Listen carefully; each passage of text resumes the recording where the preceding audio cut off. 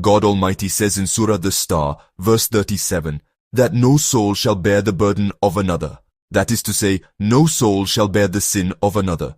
Every human being will be judged by their own sins, and no one's burden will be attributed to another. This refers to the day of judgment, where each individual will face their own actions, be they sins or good deeds. No one will bear the burden of another, as God says in Surah Fatir. And if a heavily laden soul calls another to carry some of its load, nothing of its burden will be carried, even if it were a close relative.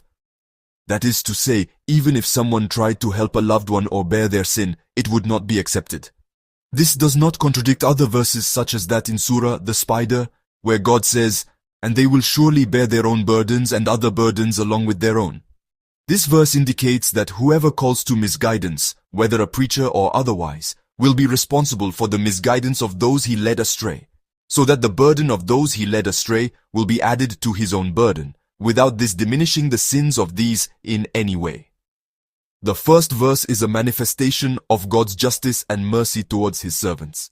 Indeed, God does not incriminate anyone for the fault of another, and does not punish anyone before having established proof against him and having delivered the message to him, as he says, "And we do not punish until we have sent a messenger."